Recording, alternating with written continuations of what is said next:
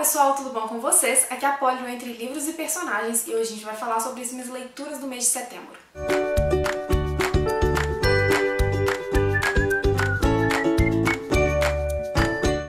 Setembro foi um mês de excelentes leituras, eu terminei 9 livros. Alguns deles não estão aqui porque acabaram ficando em casa com esse negócio de livro aqui, livro lá. A gente acaba se enrolando, mas enfim, eu vou comentar sobre eles mesmo assim. E eu espero que vocês gostem de conhecer um pouquinho mais sobre essas minhas leituras. Lembrando, é claro, que todas as redes do Entre Livros e Personagens estão aqui no box de descrição, então me acompanhem por lá, porque por lá sempre tem conteúdo também, no Instagram, no blog, enfim, aguardo vocês lá também, ok? E o meu link da Amazon também tá aqui embaixo, então se vocês gostarem de alguma coisa, comprem por ele, por favor, que vocês me ajudam com uma pequena comissão, ok? Que eu acabo investindo no canal. Agora chega de enrolação e bora falar dos livros. E pra começar com o pé direito, eu já peguei o quê? Um romance de época da Babi Assetti, que é Lágrimas de Amor e Café. Foi um lançamento recente da autora. E aqui a gente vai conhecer a história da Angelina e do Vincenzo. A Angelina é uma moça italiana, que ela vai se casar sem amor com um senhor de terras brasileiro para poder ajudar a sua família. E o Vincenzo, ele é um rapaz italiano que tá vindo pro Brasil em busca de oportunidades, de abrir seu restaurante, de ganhar vida para trazer a família e dar um conforto maior para eles. A Angelina, ela passa maus bocados no casamento e o Vincenzo, ele é roubado assim que ele chega no Brasil. Então ele tem que trabalhar nas lavouras, inclusive na lavoura do marido da Angelina. E aí eles começam a se relacionar. Ele já tinha visto ela no navio quando eles estavam vindo pro Brasil e ficou encantado com ela, achou até que era uma miragem. E quando ele chega aqui e é ajudado por ela, ele vai vendo a moça incrível, de coração bom que ela é, e vê o sofrimento dela nesse casamento sem amor, com um homem totalmente repugnante, totalmente asqueroso, sabe, gente? Então, assim, é o amor certo que surge na hora errada e na situação errada.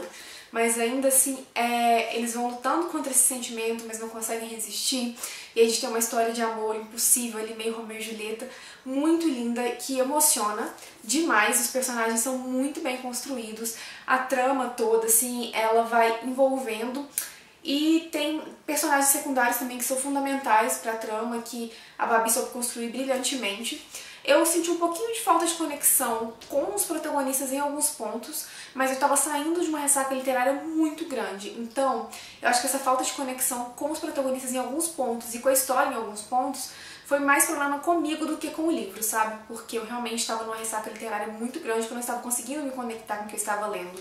Mas foi o primeiro livro que eu consegui ler depois dessa ressaca e que me prendeu do início ao fim, então pra mim foi uma excelente leitura que eu recomendo muito. E a minha segunda leitura do mês foi A Filha do Rei do Pântano, da Karen Gione. É um thriller que eu recebi pelo Grupo Editorial Record, que eu curti pra caramba.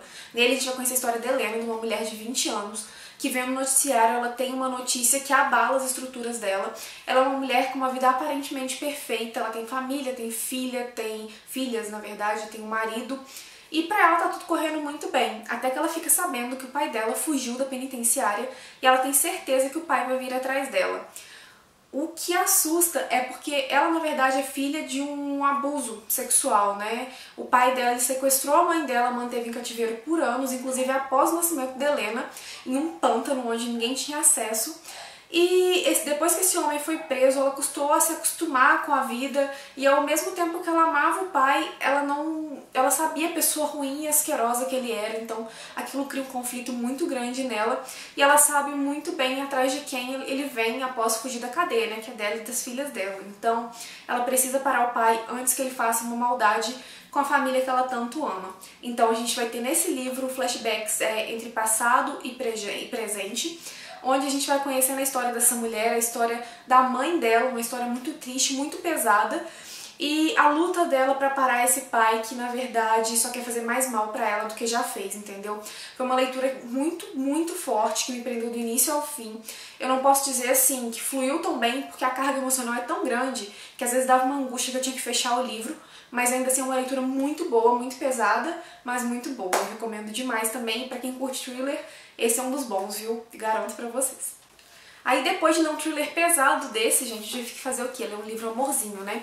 Que foi As Três Partes de Grace, da Robin Beway. Esse aqui foi o livro que veio na Vib, acho que não tá aparecendo na capa direito, né?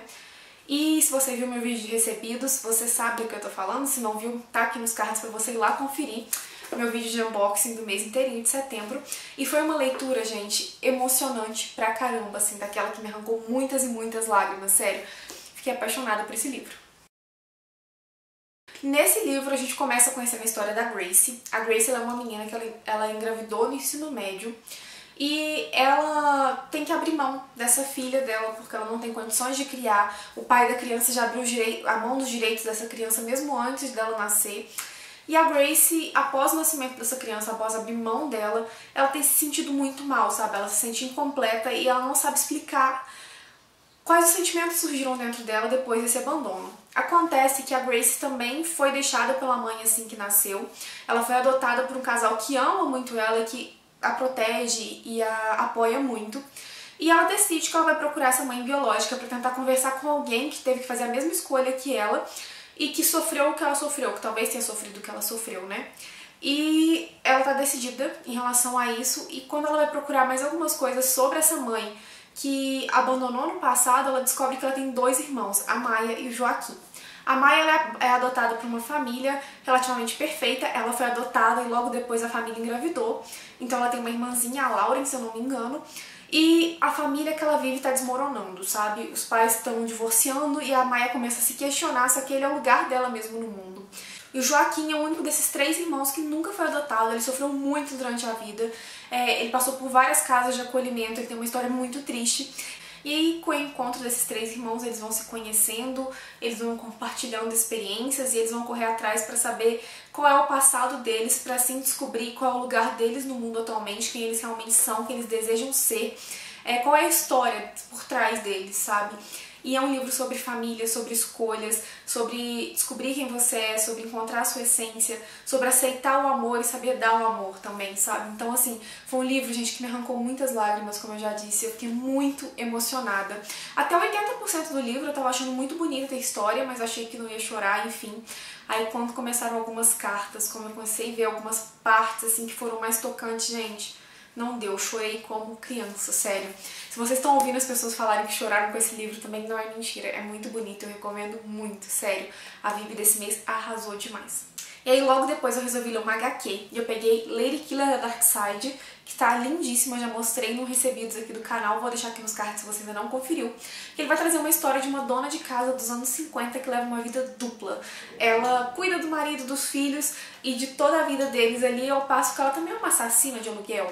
Então a gente vai vendo ela cumprindo o seu serviço enquanto deixa a casa impecável e até que surge uma reviravolta e ela tem que lutar para defender a própria vida. E é muito bacana, eu já tô louca pelos próximos volumes. A autora soube desenvolver esse tema muito bem, a HQ diverte, ela prende o leitor do início ao fim e eu fiquei encantada. Os traços também são muito lindos. Ó, não sei se vai dar pra ver direito. Eu curti muito os diálogos também. Eu achei que passou bem a essência da história que ela queria nos apresentar, sabe? Eu não entendo muito de HQ, mas pelo pouco que eu conheço e que eu já li, eu curti pra caramba, então recomendo. E aí logo depois eu resolvi ler o Manifesto da Chimamanda, que foi publicado recentemente pela Companhia das Letras, que é o perigo de uma história única. E gente, eu sou fascinada com essa mulher, sério, ela é muito incrível. E antes mesmo de falar sobre, eu tô recomendando, porque sério, a Chimamanda é muito incrível. E nesse manifesto aqui, a Chimamanda vai nos contar os perigos de uma história única, porque assim, né, gente, todo conhecimento que a gente adquire o quê? Através de histórias que chegam até a gente, através de conhecimentos, de relatos e tudo mais que vão chegando pra gente. E às vezes, quando a gente busca uma única fonte sobre essas histórias, sobre esses relatos, sobre esses povos, sobre uma determinada luta política, a gente às vezes acaba anulando todo um movimento ou toda uma cultura por estar preso em um único ponto. Então ela fala da necessidade de se buscar mais informação, da necessidade de se procurar outros pontos de vista, de se procurar outras fontes, e da necessidade também de se abrir a mente, sabe, em relação a tudo aquilo que a gente escuta. Então, o objetivo desse manifesto aqui é falar, né, sobre a necessidade de diversificar as fontes de conhecimento que a gente tem. E assim, eu não vou ficar falando muito porque vocês estão vendo que é muito curtinho, mas eu acho que vale super a pena ler e refletir. Assim que eu terminei de ler, eu já reli de novo e sinto que eu vou precisar de reler mais muitas e muitas vezes, porque o livro é muito interessante e eu acho que vale muito a pena indicar pra vocês também. Aí logo depois eu resolvi ler um romance de época, que pra mim é mais um romance histórico, mas enfim, que foi Esperança, da Lesley Percy, lançado recentemente pela editora Arqueiro. Eu acho que não vai estar dando pra ver a capa, porque tá muito claro. Enfim, aqui a gente vai conhecer a história da Hope. A Hope ela é filha legítima de uma nobre que quer se livrar da criança. E ela acredita que a criança nasceu morta, na verdade, só que a criança acaba chorando depois. E para não deixá-la numa casa de acolhimento, onde a criança vai viver de uma maneira muito indigna, uma das funcionárias acaba levando ela para a casa de seus pais para ela ser criada como uma filha deles. A menina vai crescendo, a Hope se torna uma menina incrível, inteligente e doce, de um coração sem tamanho, assim, sabe? Até que acontece uma coisa, ela tem que trabalhar com a irmã na casa dessa nobre, que é a mãe dela. Aí a partir daí a vida dela vai se passando por um turbilhão de acontecimentos tristes. Ela acaba se vendo em uma situação de perigo e ela tem que ir embora para Bristol para viver em cortiços, para poder tentar lutar pela sua sobrevivência. Ela acaba passando por uma epidemia de cólera que vai acompanhar ali a sociedade, principalmente a parte mais pobre da sociedade. E através dessa epidemia, quando ela tá cuidando de alguns amigos que ela fez ali em Bristol, que a vida dela vai tomar uma outra guinada, ela vai conhecer pessoas e vai se ver até no meio da guerra. Enfim, a vida dela vai sendo nos mostrada assim, desde o nascimento até a vida adulta, até quando ela encontra um amor, até que ela se casa, as provações pelas quais ela passa durante o conhecimento desse amor e depois do casamento, enfim. E assim, gente, é uma história muito interessante porque ela tem diversos personagens. Você vai conhecendo um pouco da vida de todo mundo que cruza o caminho da Hope. Todas as histórias vão sendo contadas pra gente de uma forma muito completa. Então você sabe o que aconteceu com as empregadas, com a patroa, com o marido da patroa, com o filho da patroa, com a própria Hope, com o marido dela, enfim, com todo mundo. E é muito, muito, muito interessante porque isso dá uma dimensão muito maior da história. E aqui a gente não vê só o lado bonitinho da nobreza que a gente vê nos outros romances que a gente acompanha, entendeu? Aqui a gente vê a situação real, como os funcionários eram tratados, o descaso, a forma como eles eram tratados, na verdade, como meros objetos das casas, a forma como a nobreza não se importava, na verdade, com as pessoas que estavam à sua volta nas classes inferiores, a forma como as pessoas viviam nos campos, enfim. É um livro muito completo, que ele nos dá um panorama muito grande da sociedade, ao ponto que a gente vai conhecendo muitos dos personagens das suas vidas ao longo dos anos, e eu amei. Assim, já adianto que é tipo novela mexicana, sabe? Na verdade não é como se fosse novela mexicana, mas quem já assistiu sabe que é uma desgraça atrás da outra, que é o que acontece nesse livro também, gente. Coitada da Hope. Mas a personagem é tão incrível, ela passa por provações e por um amadurecimento tão grande que se fosse só por ela já valeria a pena ler o livro, fora todos esses outros pontos incríveis que eu já citei pra vocês. E só pra constar, gente, eu amo novela mexicana, tá? Então a minha comparação foi um elogio, não foi uma crítica. E aí logo depois, gente, eu li pro Clube do Livro de Barbacena Um Banquete para Hitler, do V.S. Alexander, que vai contar a história da Magda, uma mulher que por força do destino acaba se tornando uma das provadoras de Hitler. A Magda era uma moça normal, não era inscrita no partido nazista, vivia com seus pais, mas na verdade a situação da Alemanha foi se agravando a partir do momento que eles começaram a perder a guerra. E aí ela é mandada pra casa de uns tios, e os tios arrumam pra ela esse trabalho de provadora do Hitler, né? De certa forma eles arrumam esse trabalho pra ela.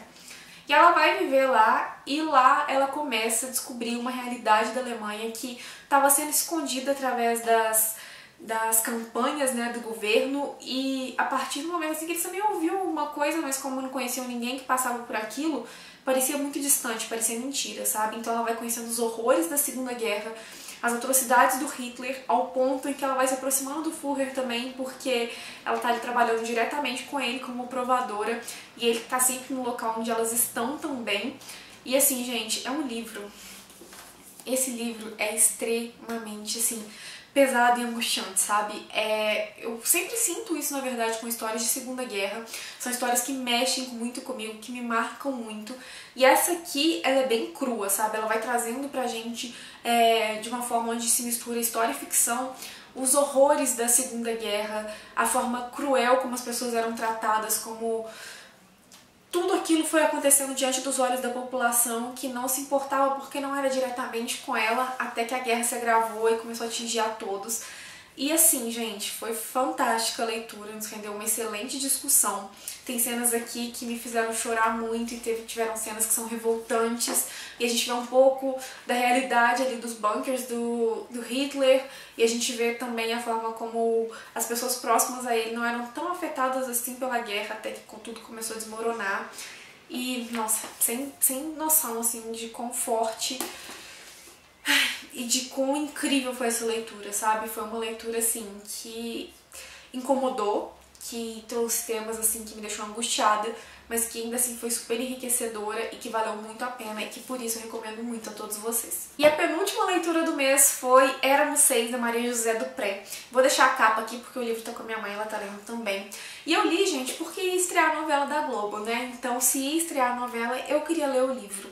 E nesse livro a gente vai conhecer a história da Ana Lola, que vai nos contar a história da família dela, que era composta de 6 integrantes, ela, o marido e mais 4 filhos, ao longo desde a infância deles até a vida adulta, das lutas do cotidiano, das dificuldades, das alegrias, das tristezas, do tempo passando e do abandono e do amor, enfim.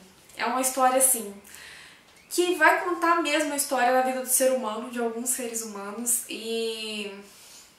Enfim, gente, é o tipo de livro, sabe, que ele é um retrato da vida mesmo, sabe? É um retrato da vida de muitas pessoas, e principalmente da época em que se passa o livro, sabe?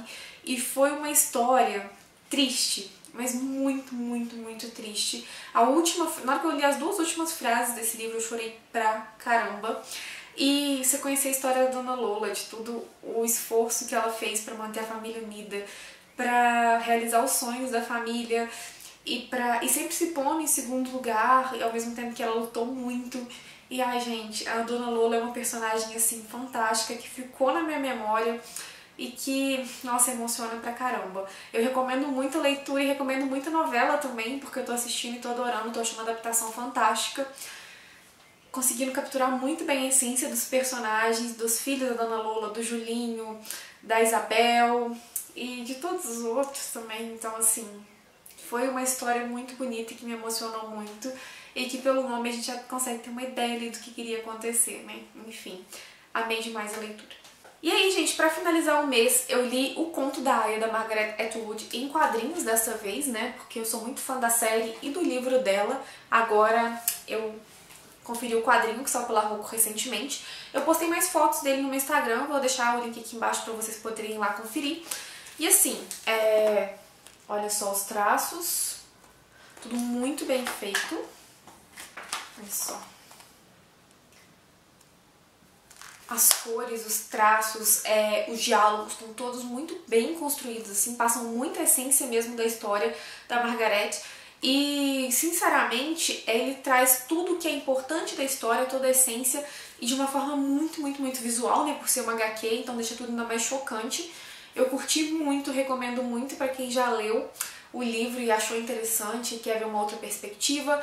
Pra quem não leu ainda também, só viu a série, acho que vale a pena conferir.